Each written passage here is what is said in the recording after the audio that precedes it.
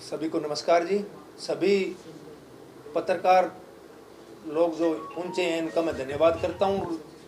जो ये एक जन आंदोलन चल रहा है इसमें जिस प्रकार से सभी सिरसा के, खास करके सिरसा के जो मीडिया का जो सहयोग है उसके लिए मैं एक बार धन्यवाद करता हूं, क्योंकि जनता की आवाज़ पहुंचाने में जिस प्रकार से सिरसा की मीडिया ने योगदान दिया है वो एक बहुत ही ढंग से योगदान दिया गया है। उस योगदान के लिए मैं उनको सैल्यूट करता हूं सब पत्रकार साथी। और आज का जो विषय है, ये जो विधानसभा के अंदर अविश्वास प्रस्ताव की जो कार्रवाई चली थी, उस कार्रवाई के अंदर सिरसा का जो विधायक था उसने अविश्वास प्रस्ताव में जो एक तरफ सिरसा की जनता के साथ विश्वासघात तो किया ही किया, उसके साथ साथ किसानों के बारे में आपने वो पूरी की पूरी क्लिप सुनी होगी, किसानों के बारे में ब्लैक शीप बोला है।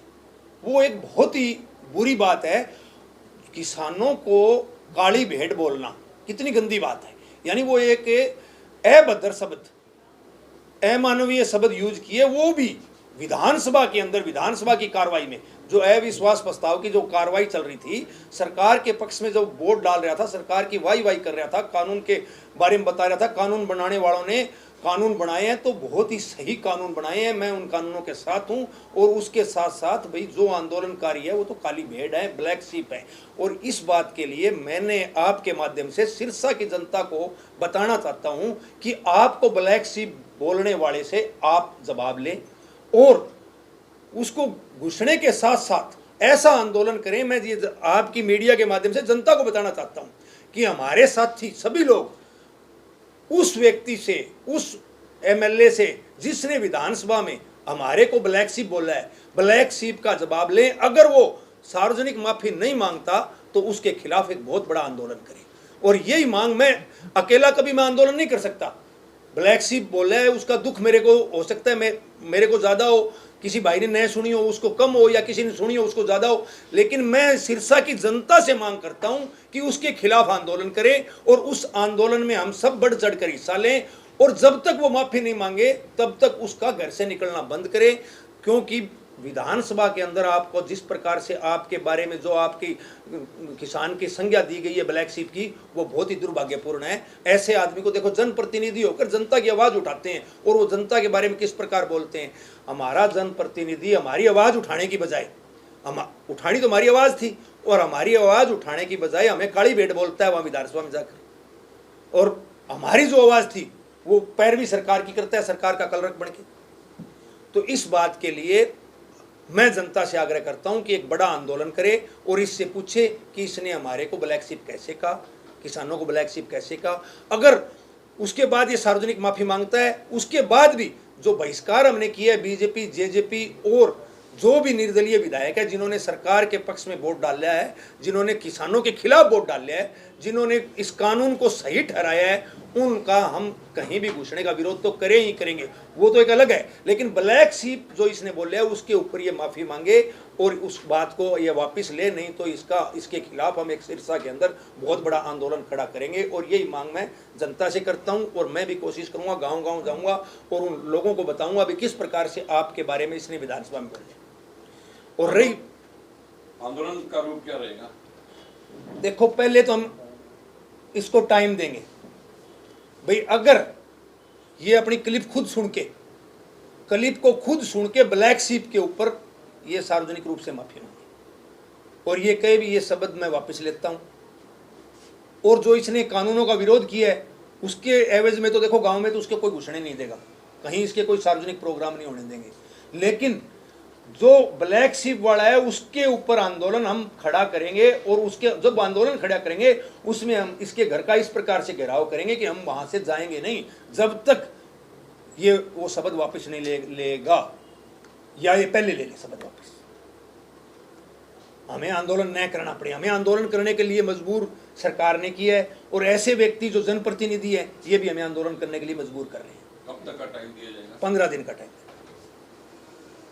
जी, आप ज्ञापन लेके गए थे गोपाल कांडा के ऑफिस में। हाँ जी। और वो संयुक्त मोर्चे के आह्वान पे आप लोग गए थे। हाँ जी। लेकिन उन्होंने विधानसभा में बोला है कि एक तो इनेलो का नेता था, एक कांग्रेस का था, कुछ एक लोग बताए जा रहे हैं। देखो जी, ये भी एक बहुत दुर्भाग्यपूर्ण घटना है कि एक हमारा जनप्रतिनिधि विधानसभा में किसी एक पार्टी विशेष का व्यक्ति का नाम लेता है। जरूरत क्या है, हर आदमी किसी ना किसी पार्टी से जुड़ा होता है।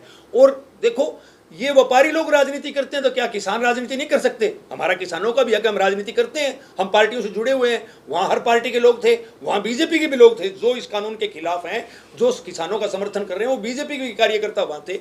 लेकिन जो इसने कहा, एक तो बड़ी गलत बात है, कांग्रेस का एक व्यक्ति रानिया का, पहले तो ये बताया वो कौन व्यक्ति था, उसके बाद उस पर 10 टाडा के केस हैं। देखो, जनप्रतिनिधि वहां किस प्रकार से बोल रहे हैं, रानिया क्षेत्र की भी बेइज्जती कर रहे हैं, कांग्रेस पार्टी को भी बदनाम कर रहे हैं। और उसके बाद एक बात और भी है जी, रानिया के अंदर किसी भी व्यक्ति पर टाडा ही नहीं लगी हुई, किसी भी व्यक्ति पर। कितना झूठ बोलता है जनप्रतिनिधि, पूरी की पूरी विधानसभा को गुमराह कर रहे हैं। और इनेलो के अध्यक्ष का जो नाम लिया है, तो इनेलो का अध्यक्ष क्या किसानों की लड़ाई नहीं लड़ सकता? इनेलो का अध्यक्ष हूं मैं, लेकिन किसानों की लड़ाई तो लड़ूंगा। और मैं पहले किसान हूं। अगर इनेलो भी कहीं किसानों के साथ कुठाराघात करती है तो मैं इनेलो का अध्यक्ष पद भी छोड़ता हूं, पार्टी की सदस्यता भी छोड़ता हूं। पहले मैं किसान हूं और सामाजिक लड़ाई लड़ूंगा। मैं आपके माध्यम से पहले भी बता रहा, वैसे भाईचारे में बात चल रही थी, मैं आपके माध्यम से बता देना चाहता हूं कि मैं ऐसा राजनेता तो हूं ही नहीं जो आजकल की राजनीति में पच जाऊं, क्योंकि मैं तो एक नॉर्मल किसान हूं। खेती मेरा पेशा है, खेती ही मेरे घर चलाने की आमदन है।